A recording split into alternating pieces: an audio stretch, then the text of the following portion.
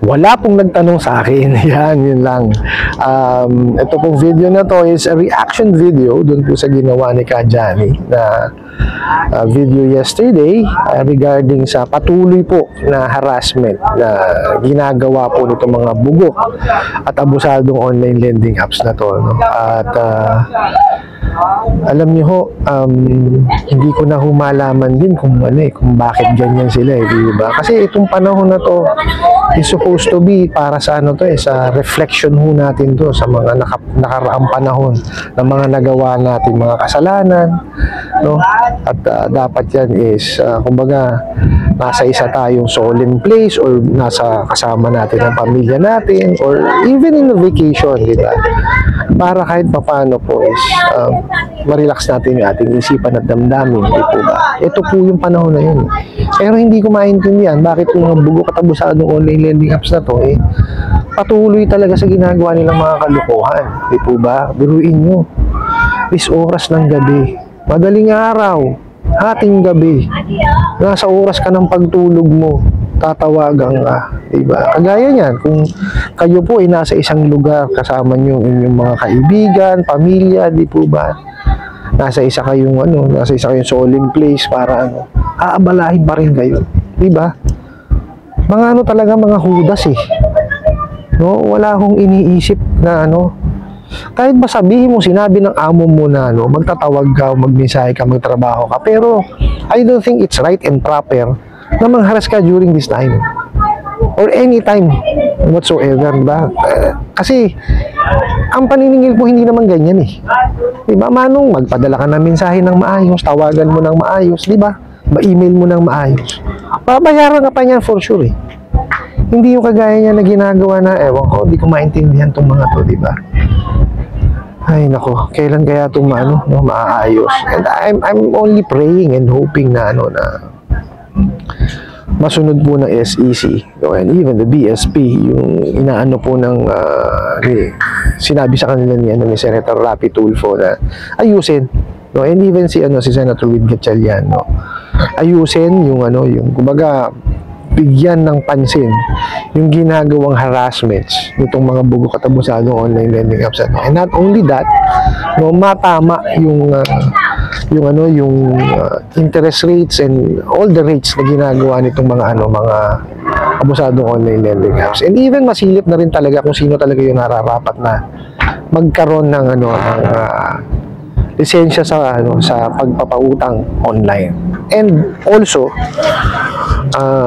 matignan din yung tamang pagpapautang kasi it all boils to that diba? Kumbaga pag hindi kasi maganda ang simula ng pagpapautang mo, definitely yan hanggang sa dulo yan hindi na maganda yan. So dapat yan masunod yung proper credit investigation, masunod yung 5 C's of credit or even yung 3 C's lang dun sa 5 C's of credit yung character, capacity, and condition. Yun lang ang masunod doon, definitely gaganda yan diba? And dapat yan masunod din yung the Truth in Lending Act, which is very very important. And then magkaroon din ng tamang interest rate na kumbaga fair sa parehas na parties, dun sa nagpapautang tsaka dun sa nangungutang,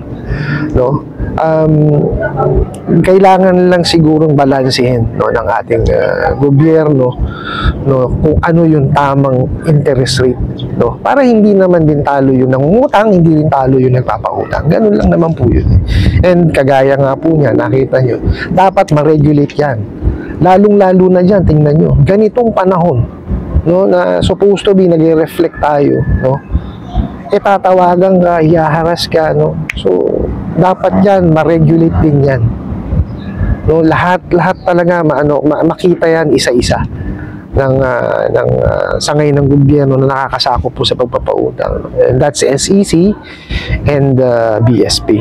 Sana mapagtulungan po nila yun lang naman po ang aking pinagdadasal kasi syempre po ako ho bilang isang empleyado ng nagpapautang ay syempre dun tayo sa tama kumbaga tama yung interest, tamang paniningil, di ba? Para everybody happy po. Kasi para sa akin ang pagpapautang is kumbaga, give and take. Kailangan mo ng pera, so syempre, lagyan mo natin ng konting interest yan. At syempre, sa tamang pamamaraan ng paniningil. I fully understand na dumarating po tayo sa punto na nagigipit. Hindi natin nasusunod yung tamang due date. So, tawagan natin ng maayos, isingilin natin ng maayos.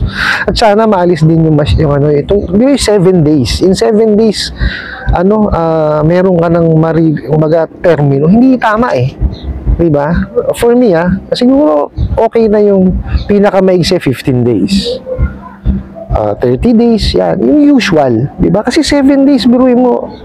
Diba? Tapos tatawagan ka 2 days before the due date. Diba? Wala namang problema na tawagan ka 5 days before the due date, 4 days pag yung ginagawa ng bangko. Ginagawa nga ng bangko yun eh. Diba? Pero in 7 days na term, tatawagan ka agad in 2 days, 3 days prior to the due date. I don't think it's fair.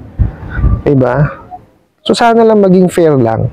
No? Kasi sa 30 days, tawagan ka 5 days prior para lang to remind you. Tapos 2 days, 1 day. I think okay yun eh. Pero yung sabihin mo na 7 days lang, tatawagan mo 3 days, parang hindi naman yata tama.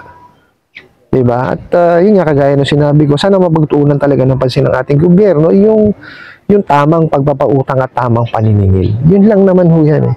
It all boils to that eh. Kasi pag hindi ho maganda ang simula, definitely yan, hindi magiging maganda ho ang ending yan.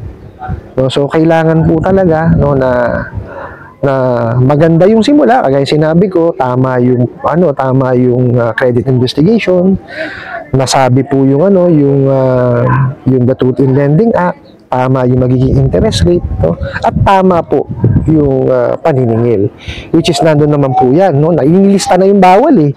Ewan ko itong mga bugok katabusadong online lending apps na to, hindi pa rin talaga sinunod. Hindi ko maintindihan kung ano hindi naiintindihan eh. Diba? Pero pares naman tayo nakaintindihan ng English, diba? So, yun lang ang akin para maiwasan na po ng ating mga kababayan yung stress, yung anxiety and depression, bunga po nung pagpapautang, no? Kasi aminin na ho natin, wala naman ho talaga tayong financial literacy, no, na natanggap, no, during yung tayo nag-aaral. So, kung ano po yung namanan natin sa magulang natin, yun po yung ating matatanggap o maiintindihan. But more than that, wala na, diba? So, syempre ho, alam naman natin ang kahirapan, no, dahil sa kahirapan, sa kagipitan, kaya po nakakapanghiram, kaya po nakakakapit sila dyan sa mga abusadong online lending apps na yan. And ang payo ko lang po sa mga nanonood po sa akin, hindi po lahat nandadaan sa feeds po natin, sa wall, or even sa SMS o tawag sa atin na offer is igagrab natin kaagad. Gawin po natin yung due diligence natin, no, na imbestigahan man lang siya, legitimate ba siya, registered ba siya, kung nagpapautang siya online, nandun ba siya sa recorded online lending platform, no? Kung nagpapautang siya offline, nakaregister ba siya sa SEC? Yung lahat po ng i-check natin. Terms and condition, nandun naman po. Yung privacy notice, i-check po natin. Importante po kasi yun, no? I hope nasagot ko po itong katanungan na to at sana po yung makatulong. Maraming salamat po sa inyong walang sawang pagsuporta at panonood sa akin ng videos.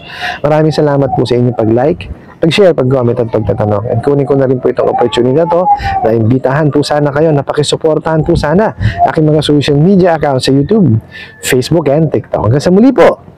Yun lang.